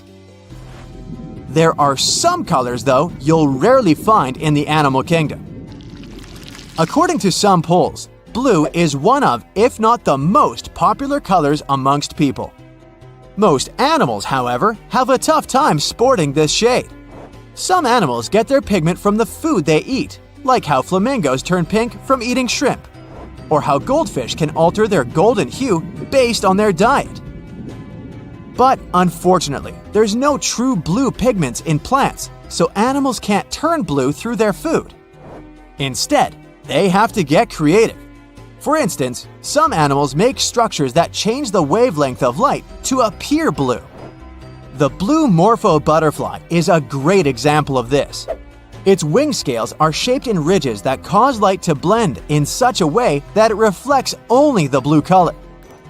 If the scales were shaped differently, the butterfly would lose its beautiful blue color. Chances are, you have a dog wagging its precious tail around the house or sniffing at your feet. Ever marveled at how keen your dog's hearing is? I mean, it can hear you opening a bag of chips even if you're on a different floor in the house. Even with this amazing ability, most household dogs don't have the best hearing in the animal kingdom. Actually, they're not even in the top 5. On that note, let's venture into the world of animal hearing and try to imagine what life sounds like for other creatures. Look, we humans are pretty great. We've got all kinds of talents, but when it comes to the auditory Olympics, we're not even in the running. Put us next to a cat or a bat, and our ears look kind of basic. Take elephants, for instance. They are big animals, and so are their ears. Their auditory organs are capable of capturing infrasound waves. Now, these are not your run-of-the-mill sound waves. They're low-frequency, rumbling whispers that we humans can't hear. This means elephants can pick up on things like rain clouds on the move. Not only that, but these massive mammals have a pretty clever way of communicating too. They stomp the ground, creating vibrations barely noticeable to us. But to elephants, these vibrations are the equivalent of a long-distance phone call. The messages are received through their feet and ear bones, even when they're miles apart. Talk about having a good reception. Moving on to bats. They are the masters of night navigation, thanks to their use of echolocation. These animals emit high-frequency sounds, which bounce back after hitting objects. This echo helps bats create a mental map, allowing them to sway flawlessly in the dark. Just when we thought bats couldn't get any cooler, scientists discovered their hearing capabilities extend to their wings.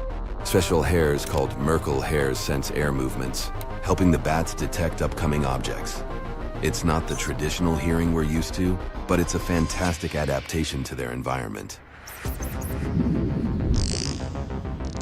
Dolphins, on the other hand, are masters of watery acoustics. For starters, you might think that being underwater would put a damper on hearing, but dolphins have turned this challenge into an advantage. They've got their own version of echolocation, emitting sonic pulses from their foreheads. These sounds bounce off objects and are picked up by the dolphin's jaw before being sent to the brain via highly developed auditory nerves. Their ears, though present, don't play a central role in hearing like ours do. Instead, dolphins have found innovative ways to listen, proving yet again how awesome animals are. Don't let their domestic status fool you. Your pet cats and dogs are auditory champs. Cats' ears are designed to catch high-frequency sounds from up to 160 feet away. Handy for catching mice, don't you think? Dogs, on the other hand, are pros at localizing sounds, thanks to the muscles around their ears. Ever seen your pooch perk up their ears when they hear something suspicious? That's their sharp hearing at work. Even the tiniest critters buzzing around us, like insects, can actually listen to the world. In fact, some insects have something akin to our human eardrums. It's a delicate little membrane, given the name tympany. Our eardrums jiggle with the sound waves. That shaking is then turned into a signal our brain would understand. Now, you've surely heard the nightly serenade of crickets or the rhythmic song of cicadas in the summer. These little symphony masters use exactly this kind of setup to listen to their world. That's not all, though. Some bugs take a different approach to eavesdropping on their surroundings. They've got these sensory cells right in the middle of their antennae. This structure is called the Johnston's organ. Take mosquitoes, for instance, or bees, or even fruit flies. They use their antennae, not just to feel their way around, but to listen in on the world too. It gets even wilder. Hawk moths, some dusky, nocturnal creatures, have this unique organ nestled right in their mouths. It's like a superpower that lets them hear ultrasonic sounds. With this, they can dodge the dangerous dives of bats out on the hunt. When it comes to the ultimate hearing trophy, the animal kingdom has a completely unique winner. It's actually a moth. Not just any moth, though. It's the greater wax moth, discovered by the scientists based in Glasgow, Scotland. They've got some fascinating insights about these moths that make our ears want to stand up and listen. Just to give you some context, the greater wax moth does not stand out when it comes to its appearance. I mean, it's brown. As for its daily activities, it loves nibbling on honeycomb. Despite blending in seamlessly in the animal kingdom, it's got a serious set of ears. How good is its hearing, you ask? Well, it's been found that this tiny creature can pick up on sounds at frequencies up to 300 kilohertz. By comparison, our human ears can only detect sounds up to around 20 kilohertz. This already unimpressive ability drops to about 15 kilohertz as we grow older. I mean, not even dolphins can compete. They can only hear sounds up to about 160 kilohertz. You're probably wondering, why would a moth need such super hearing? Scientists explain that the reason behind this extraordinary hearing lies in a survival instinct, predation, to be precise. Bats use high-frequency echolocation calls to find their tasty moth meals, amongst other insects. But these clever little moths have evolved to pick up frequencies even bats might not hit. Despite this reasoning, it was a bit of a mystery as to why these moths would even need to hear such high frequencies. During the research, specialists discovered that their recording at high-frequency ultrasound is tricky business. So there's a chance that bats might actually be capable of emitting calls at these super high frequencies that the moths can hear. To uncover all this, scientists used a specially designed ultrasonic device. It emitted these crazy high frequencies, and they then looked at the moths' reactions using electrodes to measure their neural responses. The practical implications of this research could be far-reaching. Understanding the inner workings of the greater wax moth's ear could have a big impact on the world of technology. This knowledge could help researchers build super tiny microphones, for example. We know that all sorts of critters, from the tiny creatures scuttling on the ground to the gigantic ones swimming in the ocean, can pick up on certain sound frequencies that our human ears just can't. However, scientists have made a fascinating discovery. They've shown, for the first time, that our ability to pick up on tiny differences in sound frequencies might just be superior to that of animals, thanks to our individual neurons. How did they prove this, you ask? Well, they took advantage of a unique technique that lets them record what single neurons are up to in the auditory cortex. That's the part of our brain that's a major player in processing sounds when we're exposed to various noises. You see, most of what we know about the auditory cortex was unearthed from past research that studied how animals' neural activity reacts to sound. Those studies were super useful in giving us a peek into how sounds are processed in our auditory system. But they didn't really let us know what sets us humans apart in the way we perceive sounds. When scientists tested how we respond to made-up sounds, they found out that our neurons in the auditory cortex responded with a surprising level of accuracy to specific frequencies. They could even pick up differences as tiny as a quarter of a tone just by looking at the reactions of individual neurons. That's a level of detail that you wouldn't typically find in the auditory cortex of other mammals. The one exception might be bats, who use their hearing in pretty unique ways.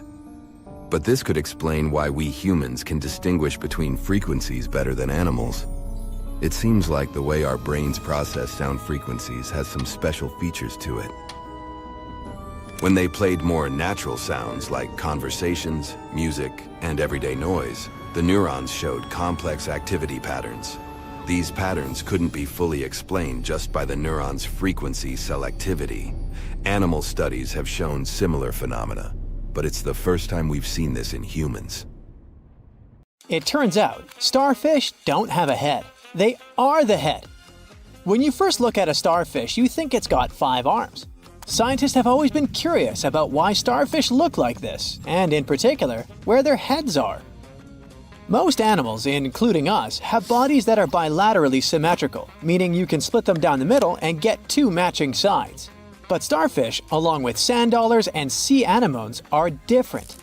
They're radially symmetrical, meaning their bodies have identical parts spread out from the center. Starfish, or sea stars, are special because they have this 5-way symmetry, and you can divide them into 5 equal parts. To make this discovery, scientists used a technique called RNA tomography, which helps study genes. They focused on the genes controlling the outer layer, including the nervous system. Surprisingly, the genes associated with the head were active in the starfish's head and its arms. Yet, genes linked to the body trunk were hardly active. This suggests that starfish have a unique separation between their head and body. The study sparked new questions about how these creatures evolved and what their ancestors with trunks might have been like based on their fossil records. It also showed that genes active in the head of an acorn worm were also active in a starfish's skin, covering its entire body. These genes are the most active at the center of each arm, changing towards the arm's end to resemble genes found in the rear of other animals. Starfish lack genes for a torso. All this challenges traditional views on starfish anatomy. There's a rumor about Paul McCartney recording an ultrasonic whistle for his Shetland sheepdog at the end of the Beatles song, A Day in the Life. Dogs can hear ultrasonic sounds since their hearing ability is incredible. To move just one of their ears, dogs need to involve 18 muscles. It allows them to swiftly locate the origin of sounds, and it's another skill where they outshine us. Their awesome ears sometimes shadow their noses. Dogs' sense of smell is up to 100,000 times more acute than that of humans. While humans have around 5 million scent receptors, a bloodhound boasts up to 300 million. Another study proves that dogs and bottlenose dolphins may share a fascinating similarity with humans. They call out the names of loved ones when they become separated. This makes them the first non-human animals to do so.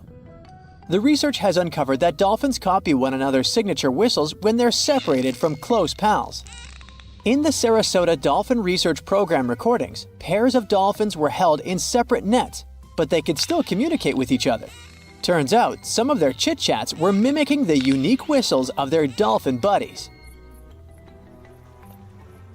Next up, we have flamingos with their peculiar dining habits. You often see them feeding with their heads positioned upside down. This distinctive behavior is linked to the anatomy of their mouths and the mechanics of maneuvering their long, elegant necks into the water. These birds are skilled filter feeders, employing their tongues as effective sieves to capture food. When a flamingo lowers its neck beneath the water, it positions its mouth essentially upside down. Then the bird closes its mouth and skillfully propels water through comb-like extensions on its beak. It also utilizes its tongue to expel the water while retaining all the gathered food. If you've watched the movie My Octopus Teacher on Netflix, you might already know that octopuses can bond with humans. But this time, we'll only focus on the anatomy of this creature. Octopuses have 3 hearts. One heart pumps blood throughout the body, and the other 2 tag teams send that blood to the animal's gills. Octopuses also have 9 brains. Each of their 8 tentacles has its very own mini-brain.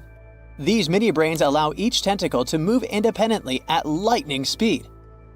There's a 9th brain in the mix, and this one oversees the entire octo nervous system. Opossums are intelligent, in a way, too. They're known for pretending to pass away when their life is threatened. When they face predators, opossums attempt to intimidate their foes by showing their teeth, hissing, and growling. Yet, when these tactics fall short, opossums resort to shutting their eyes, collapsing onto their side, and pretending to have passed away. To look more convincing, an opossum might drool, let its tongue hang out, and even excrete waste to enhance the illusion of a sudden demise. Remarkably, opossums can uphold this state for several hours, waiting until they're confident that the threat is gone. Monkeys can be loud when calling one another, but a howler monkey's shout can travel approximately 3 miles in specific situations. Males are usually louder than females. The thing is, the sound is created by pulling air through a space in an enlarged bone in the animal's throat. This bone is larger in males compared to females, and that's why males sound louder. Polar bears have black skin beneath all that fur. Their fluffy white coat is actually translucent. It only seems white because it bounces back visible light. The skin itself is jet black. These creatures are also impressive when it comes to swimming. They can hit speeds of up to 6 miles per hour in the water, which is pretty fast for such big creatures. They can swim for miles and keep going for hours. Their big paws are designed for swimming. They use them to paddle through the water while their back legs stay straight and act like a rudder, helping them steer. Since we visited polar bears, we might as well add a romantic fact about penguins here. Male Gentoo and Adelie penguins put themselves out there with proposals. They offer their potential mates precious pebbles, essential for building nests in the harsh Antarctic landscape. If the lady penguin accepts the pebble, they're in it for life, bonded and ready to mate.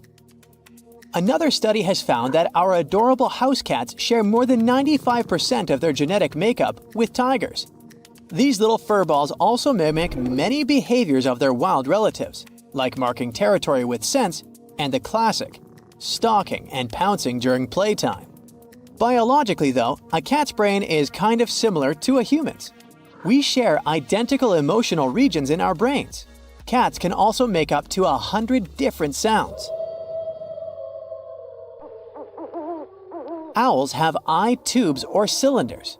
Their rod-shaped eyes don't do the eyeball moving. Our eyes can move in almost all directions. Owls have to make a full body or full head turn to look around, all because of night vision. To master the art of seeing in the dark, they need large corneas that can scoop up every bit of light. Most nighttime critters, like slow lorises or tarsiers, have enormous eyes to get the job done. But owls have small skulls on their agenda, so those big eyes couldn't swell out. Cockroaches are notorious for their survival skills, and a key reason is their unique brain structure. They have two brains, one in their head and a more basic one near their abdomen. They're so hard to get because these critters are incredibly quick to react.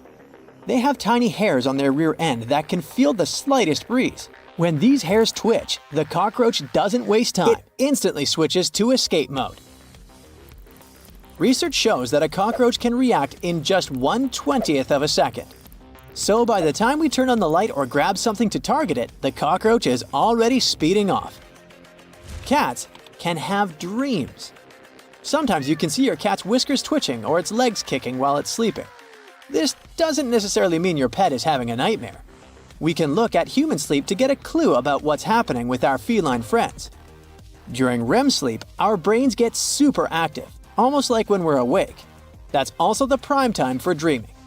REM sleep is named this way because of the quick movements the eyes make under the eyelids. But while our eyes might be moving, the rest of our body stays still. The focus is on what's going on in our minds. This is true for cats too.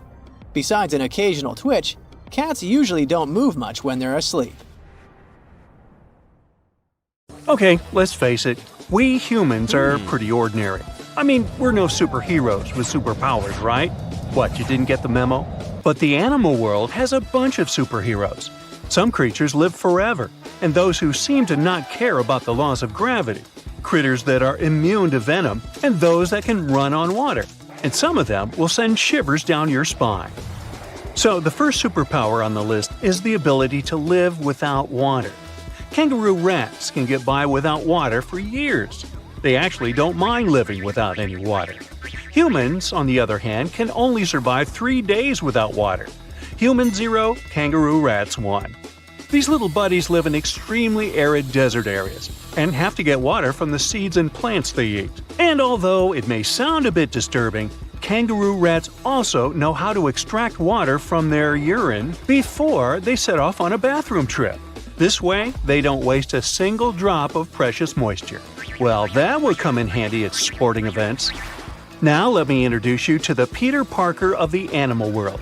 Yep, seems like Spider-Man is real, but not human. Meet a gecko lizard, or simply gecko. This critter has a marvelous ability to climb up all kinds of vertical surfaces and can even go for a walk on the ceiling.